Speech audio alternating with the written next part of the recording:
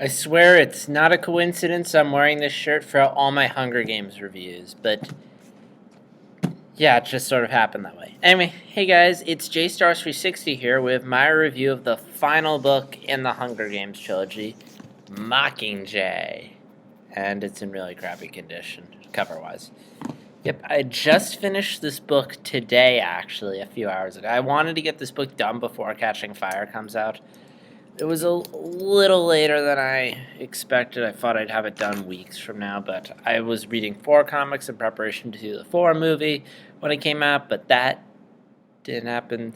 And then I was busy with stuff. Point is, it took me a while, but I finally finished this book. I've been reading it over the course of the past couple months, and I'm here to give you guys my thoughts on it. This one's a mixed bag. I mean, this is definitely, it's not a bad book, but I'm kind of in the same boat as everyone else. This is not my favorite of the Hunger Games books. Again, first half of Catching Fire is still my favorite part of the entire Hunger Games trilogy. So, let's see.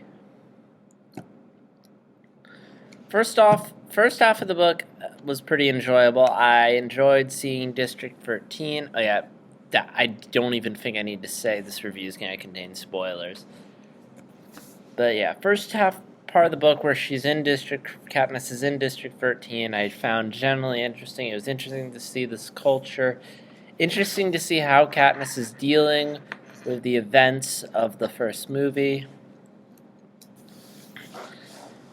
And it was also interesting to see them again, like them using the media against the Capitol, which I thought was a great weapon. I mean, here's the Capitol. They've been using the media to control everyone, and now District 13's like, we're going to control the media to control the people and have them rally against you. So I thought that was clever.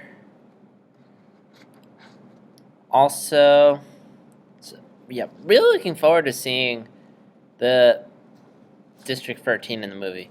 Also, PETA going crazy I thought was a rather interesting concept. I mean, to see this really strong character just completely get broken was kind of sad but interesting. I'm looking forward to seeing how them do that in the movie, and I'm being really redundant.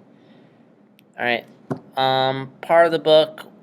It's weird to see this book turn to like a revolution / overthrow, because I don't know. Because I've read dystopian novels in the past, and most of them there's like no revolution, or if it is, it's like it doesn't really go anywhere. Like, for example, in 1984, there's like this resistance movement, and it doesn't really, the book doesn't make it clear whether or not it's real or not, and at the end, it's just, this resistance move is just to have our main character get captured so we can show how the government breaks everyone.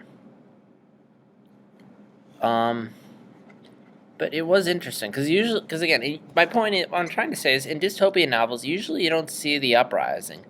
Usually it's like, here's the world, here's a warning of what happens if this thing gets out of hand. Like 1984, it's saying, this is what happens if if we lose language, if we don't have the words to express how we feel. This is what happens if the government is always watching us. Or Handmaid's Tale. This is what happens when we... I can't remember what Handmaid's Tale is. Or The Giver. This is what happens when we try to make everyone the same. Like, it's not... Although Giver, it's technically fixed. But the point is, mainly in 1984 and Handmaid's Tale, it was more about warning the world than fixing the world. It wasn't so much of the plot as the setting. So that's probably why the Revolution threw me off, because it's telling a story as opposed to showing us a world of something that could happen if we're not careful.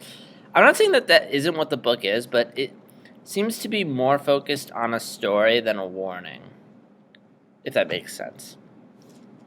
But I found the Revolution interesting. The part where they were storming the Capitol was kind of interesting, although I didn't find it that engaging. For some reason, I think most of it is because because it's like the story wrapping up as opposed to the other books where it's just problem, problem, problem, problem. Let's see what else. Oh yeah, Prim dying was found generally a shock.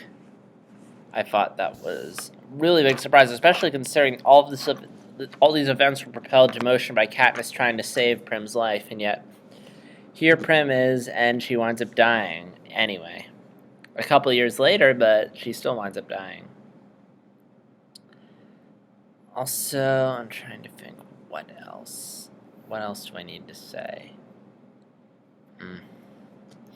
There was I was kind of surprised how they kind of gloss over the last bit of the revolution. Like, Katniss gets knocked down. It's like, oh yeah, Katniss, while you're unconscious, we captured Snow and took over the capital.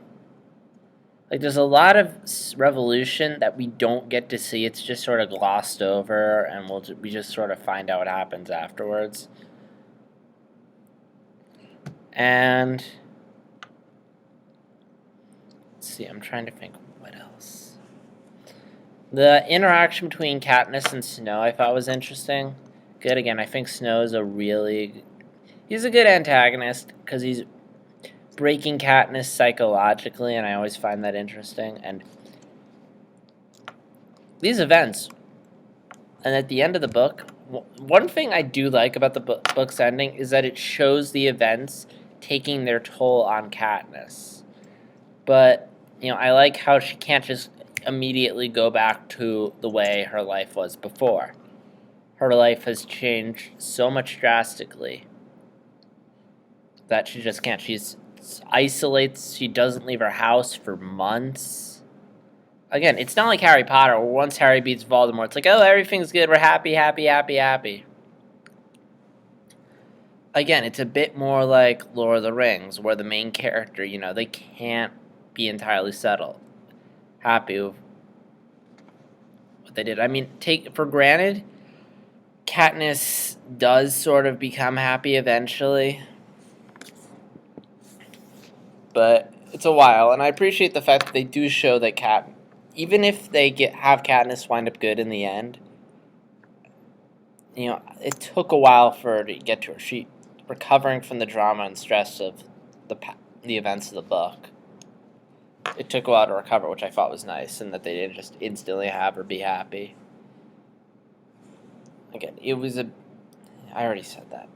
Let's see. Also, was really one thing that sort of bothered me was in the book was the resolution they had in regards to the Gale, Peeta, Katniss love triangle. Like, there's no, scene where it doesn't even feel like Katniss chooses one over the other.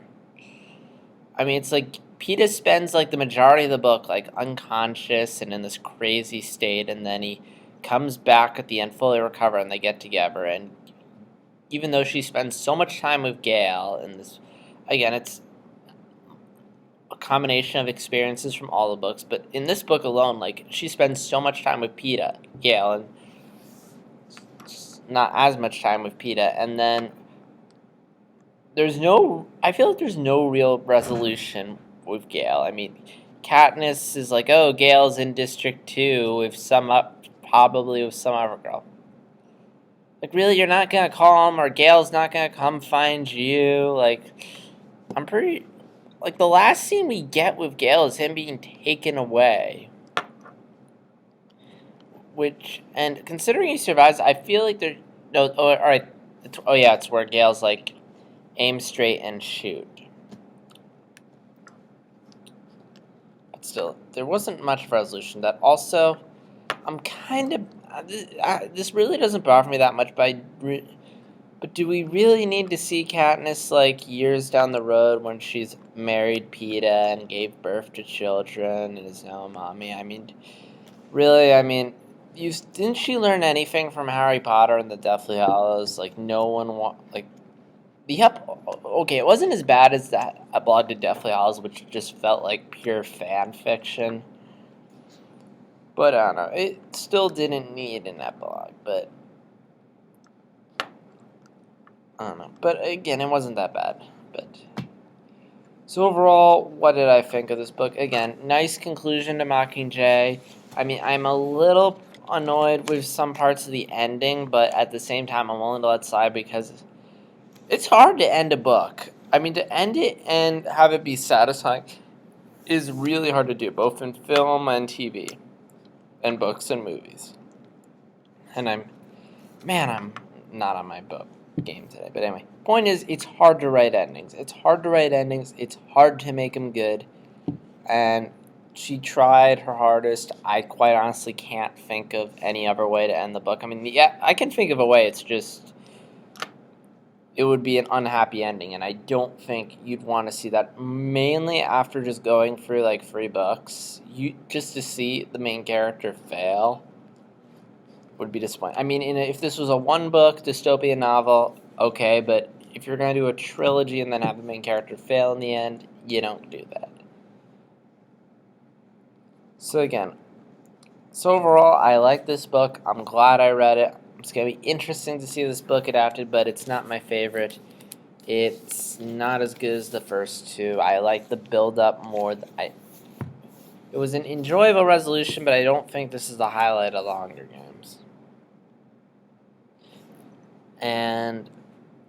But that being said, I enjoyed reading the series, especially the first 2. I like the characters. I like the message.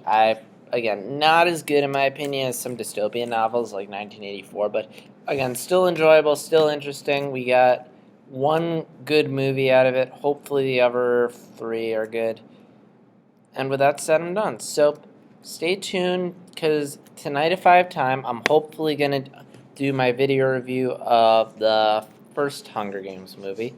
And then I'm going to do a My Thoughts Going Into video. And then, unfortunately, I'm not going to be able to see the movie anytime soon. Not at midnight, not this weekend. But I will see it maybe not even soon, because I want to see 4 as well. There's a bunch of stuff. I have so much going on, and there's only so little time I have to see movies. So I may or may not see Catching Fire and Feeders, but when I do see it, you can expect to see it reviewed here. And yeah, this is JStars360. Again, I apologize for the rambling. I usually have an outline in front of me. I don't have it here. So yeah, JStars360 signing out. And this review sucked in my opinion, but comment below and let me know if you disagree. Anyway, JStars360 signing out, and I promise my Hunger Games movie review will be much more coherent than this. Bye.